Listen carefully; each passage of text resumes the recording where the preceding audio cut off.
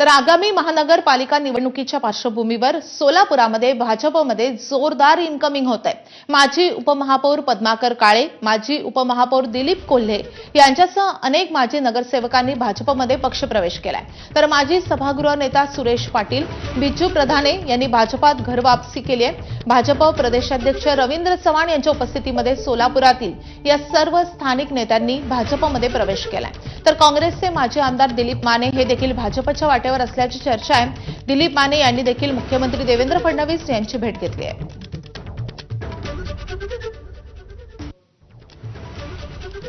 तर सोलापुरात भाजपमध्ये कशी मेगा भरती होतीये आपण पाहतोय। माजी उपमहापौर पद्माकर काळे हे राष्ट्रवादीतून शरद पवारांच्या राष्ट्रवादीतून भाजपमध्ये आलेले आहेत। तर माजी उपमहापौर दिलीप कोल्हे शिवसेनेतून भाजपमध्ये आलेत। माजी नगरसेवक बिज्जू प्रधाने यांनी राष्ट्रवादीतून भाजपमध्ये प्रवेश केलाय। माजी सभागृह नेते सुरेश पाटील यांची हकालपट्टी झाली होती, त्यानंतर ते भाजपवासी झालेत आणि माजी नगरसेवक गुरुशांत धुत्तरगावकर हे देखील शिवसेनेतून भाजपमध्ये आलेत।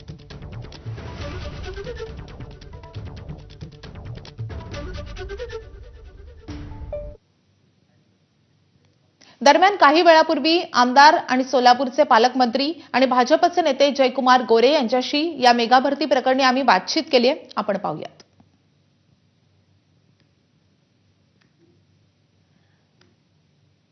निवडणुका असतील किंवा येणाऱ्या जिल्हा परिषदेच्या निवडणुका असतील, ज्या ठिकाणी आवश्यक आहे त्या ठिकाणी पक्षाची ताकद वाढवण्याच्या दृष्टीनं आणि येणाऱ्या जिल्हा परिषद पंचायत समितीच्या निवडणुका असतील, महापालिका नगरपालिकेच्या निवडणुका असतील, या सगळ्या ठिकाणी भारतीय जनता पक्षाची ताकद वाढवण्याच्या दृष्टिकोनातनं काही पक्षप्रवेश या ठिकाणी होताना आपण पाहतोय।